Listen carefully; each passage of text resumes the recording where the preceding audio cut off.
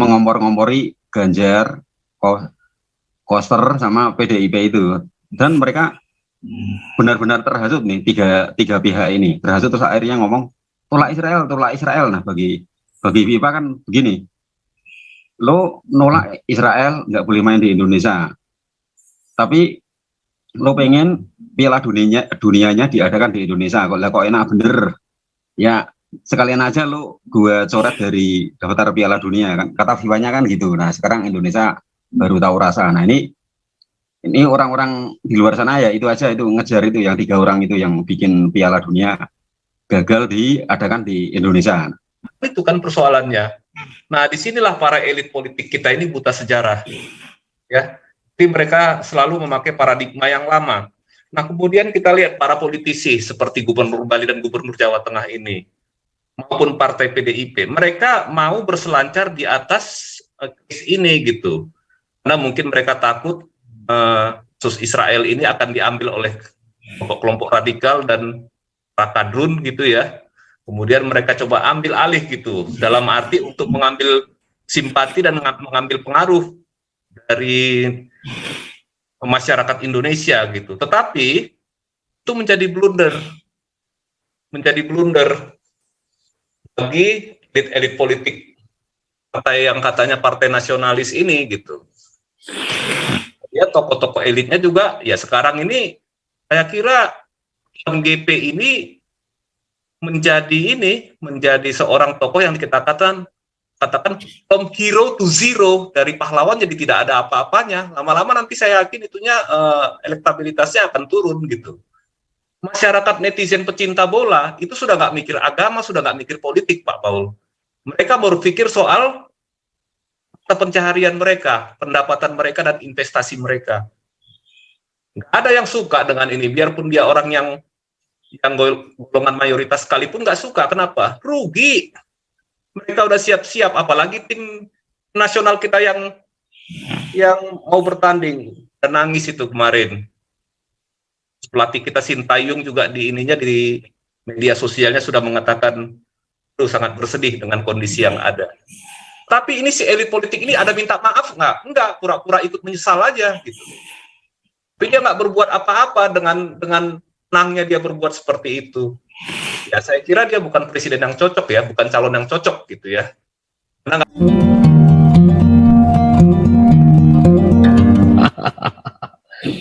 Ini siapa nih? Samsung. Ini Ferdinand dulu, ulat dulu. Silakan ulat dulu. Salam. Ya, salam.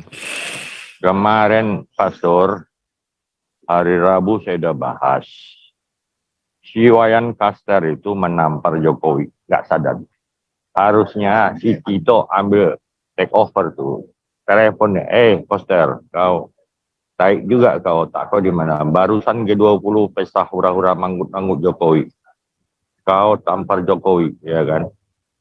Orang saya nanti tante pakai nyiri dia, ya kan, sambil nyiri, gosok-gosok bako ke gigi, jadi omelin itu Koster.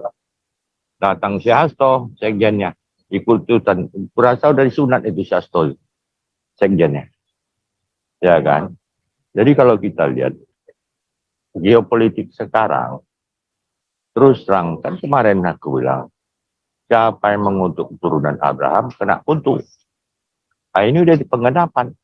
Jadi kalaupun kita ribut-ribut di forum ini, capek deh. Hancur lebur.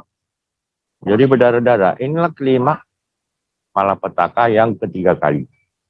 Tahun 55, ingat kan Pak Pastor, yang lari orang Tiongkok dari Indonesia. Itulah yang membuat maju negara Tiongkok. Semua orang-orang Indonesia.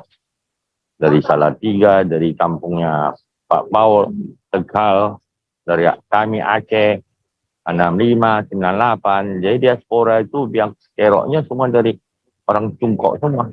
Benar itu. Cina sekarang sama Arab sudah bersamaan. Dibuang si Arab Amerika, ya kan? Nah, sekarang Cina, Rusia, Korea Utara, mampuslah si Joe Biden. Donald Trump mau maju lagi nggak bisa kesandung ngehe-ngehe. Jadi hancurlah.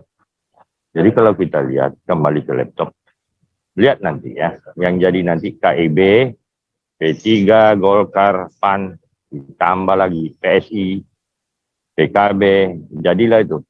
Dudung, Wakil Presiden, Erlangga jadi Presiden. Si Prabowo udah mati kutu itu. Pasti electionnya turun tuh. Kalau Nasdem nggak ada, udah ketahuan. Sekjennya, Kementerian 500 juta. Tiap Rabu store ke dia, bangun gedung dia kan. Digondang dia si BO tuh. Main ludruk terus dia. Jadi begitu sementara Pak Paul. Lanjut yang lain. Lanjut, ya, siapa tadi? Samsung. Silakan Samsung. Pak Fauzan ngomongnya gimana? Mau buru-buru ngomongnya? To the point, ya, jangan To the muter-muter. point, harus buru-buru ya ngomongnya ya. Bukan, ya. Ya udah, makasih. Ya gini deh, aku agak sedikit cepat. Tadi kan Jokowi gitu, pas tadi tanya Pak Fauzan, ya pokoknya kan ini di framing pokoknya rakyat, aku juga rakyat, tapi tetap aja aku cinta Israel. Aku tapi bukan rakyat beragama, bukan orang beragama, tapi ini ateis gitu Pak Paul. Gitu, aku ngomong buru-buru ya. Iya. Aku lebih ini ya gitu. Lebih apa namanya? Lebih cinta Israel daripada Indonesia. Kalau Indonesia udah ini ya, udah mulai udah mulai ada kutukan ya di sini ya Pak Fauzan ya. Betul bukan? Kata Pak Fauzan. Maksudnya gimana itu? Maksudnya kan ini Indonesia ngotokin Israel. Mulai 2024 kan Indonesia menjadi khilafah. Ya gitu. Kata ya mulai Indonesia jadi khilafah, ya mungkin nggak tahu negara kita mau perang, negara kita mau bertumpah darah apa mau ini mau biasa. Kalau nggak bertumpah darah ya aku biasa diam-diam aja. Kalau mulai bertumpah darah ya aku pengen merdeka, pengen bikin ideologi sendiri, gitu aja Pak Paul. Bisa, boleh. Ideologi jangan tersinggung Pak Paul. Iya. Boleh. Aku juga kan ini ideologi saya ya ini komunis, bukan artinya buruk ya. Aku mengajarkan untuk rakyat sejahtera. Mungkin kalau yang menghina bukannya dibunuh tapi ditangkap, direhabilitasi kayak gitu caranya. Aku juga kan kalau ketemu rakyat ini yang jualan pada baik-baik loh, ramah. Kayak gitu Pak Paul. Oke, boleh. Lanjut. Ya gitu. Sok, makasih Pak Paul. Ya, Anton Jawa Tengah. Oke, siap. Suaranya kedengaran jelas ya Pak? Bagus. Ya, ini kan gara-garanya 3 orang itu, si Ganjar, Gubernur Bali, sama PDIP itu. Nah itu warga di luar sana kan ngertinya ini salahnya Israel, karena Israel itu suka ngebom Palestina, warganya, anak kecilnya pakai pesawat tempur. Nah taunya itu aja mereka. Tapi kalau yang lebih berpendidikan, lulusan SMA gitu, ngerti itu ini karena khilafah ya kan.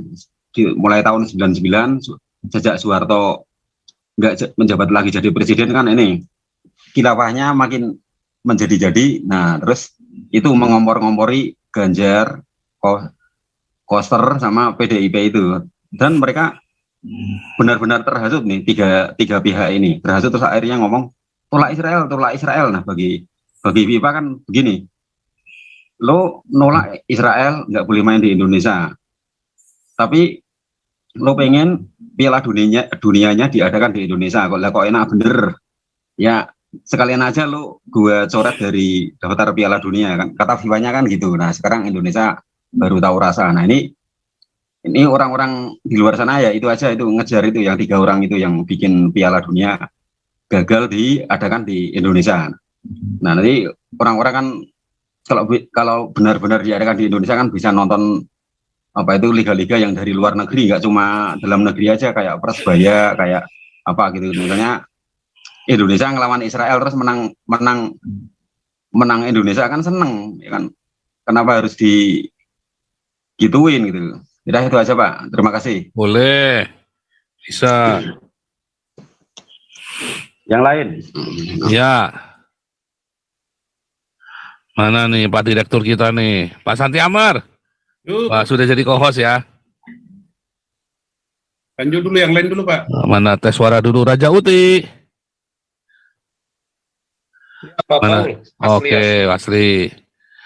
Iya, iya. Kita Ya, lihat ini kan berarti ini pengulangan sejarah Pak Paul. Jadi tahun 1958 harusnya kita udah lolos ke Piala Dunia, tetapi kan menolak bertanding dengan Israel seperti yang tadi sudah Pak Paul paparkan. Kemudian kita kena sanksi tahun berapa ya? Tahun 62 dan 64. Nah, Piala Dunia tahun 70 ya kita udah nggak Pak, udah ketinggalan Pak dalam kompetisi. Waktu itu seingat saya di tahun 60-an sampai 70-an awal kita hanya berkompetisi di kelas Asia Tenggara seperti Merdeka Games Malaysia, Kings Cup yang di Bangkok, kemudian juga Piala Raja yang di Pakistan, ya tingkatnya hanya turnamen-turnamen. Jadi kita nggak bisa kompetisi di level yang tingkat Asia. Nah, mungkin sekitar akhir tahun 60-an baru bisa kembali kompetisi di untuk ambil tiket untuk Piala Dunia atau Piala Asia. Tetapi level permainan kita sudah tertinggal jauh dengan negara-negara lain. Masuk juga negara-negara yang di Jepang, Korea, dan daerah-daerah Asia Timur kita udah ketinggalan. Dengan Thailand aja kita sudah ketinggalan gitu. Dia level kita itu ya cuman sampai Asian Games bisa juara 2 kali. AFF belum pernah juara sama sekali. Disitulah kesulitannya. Sejak peristiwa tahun 1958 itu sepak bola kita itu tidak banyak berkembang gitu, tidak berkembang, sementara negara-negara yang lain itu berkembang dengan pesat. Tahun 1956 Indonesia sempat bertanding di Olimpiade dan bisa menahan kesebelasan Uni Soviet yang pada waktu itu akhirnya juara dengan 0-0. Kemudian pertandingan diulang, Indonesia kalah 0-4 gitu ya. Nah, tetapi dari pengalaman sejarah ini, itu sekarang sedang diulang kembali. Ya, mereka sedang mengulang sejarah. Akhirnya, ya ini kita mengalami kerugian lagi ini. Sementara Israel itu pindah ke zona Eropa, sepak bolanya dia berkembang. Karena dia berkompetisi dengan tim-tim yang bagus, tim-tim yang jago di Eropa gitu ya. Karena kalau dia tetap di Asia, banyak negara-negara, terutama negara-negara Timur Tengah itu menolak berkompetisi dengan Israel gitu ya. Akhirnya dia pindah ke Eropa. Nah, depannya ini kita lihat, kalau sampai sanksi FIFA itu jatuh ke Indonesia, kira-kira sampai tingkat bagaimana sanksi yang diberikan? Apakah kita akan dibekukan sepak bolanya? Apakah tetap boleh berkompetisi di tingkat Asia Tenggara maupun Asia? Nah, apakah cuman diberi sanksi harus bayar biaya kompensasi misalnya? Kita belum tahu. Tapi yang jelas, tidak mungkin tanpa sanksi. Nah, yang paling berat itu adalah uang untuk menyelenggarakan Piala Dunia tahun 2034 itu lepas. Harusnya tahun 2026, 2 tahun lagi kita akan ikut bidding untuk Piala Dunia 2034. Nah, yang akan bidding itu kebetulan turnamennya di Asia Tenggara ya. Itu pasti nanti yang akan berebut itu ya Malaysia, Singapura, Thailand, dan Vietnam. Itu udah pasti, sama Indonesia, 5 negara ini.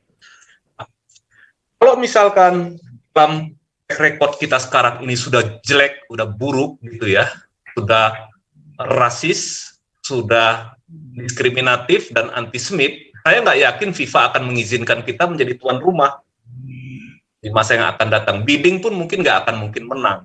Karena FIFA itu pada prinsipnya dia mengutamakan kesetaraan, persamaan, dan non-diskriminatif. Itu hukumnya FIFA gitu. Kesetaraan, persamaan, dan non-diskriminatif. Nah, apalagi ditambahin dengan embel-embel rasis dan antisemit. Saya kira makin berat peluang kita untuk ini ya, untuk menyelenggarakan Piala Dunia. Nah, bagaimana merubah ini? Nah, itu dia. Berarti mindset kita harus dirubah.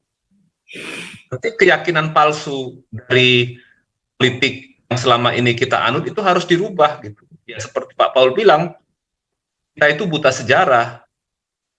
Israel ada sejak tahun 1948. Palestina dikatakan terbentuk jadi suatu negara tahun 1988. Israel menjajah Palestina. Itu kan persoalannya. Nah, disinilah para elit politik kita ini buta sejarah. Ya, jadi mereka selalu memakai paradigma yang lama.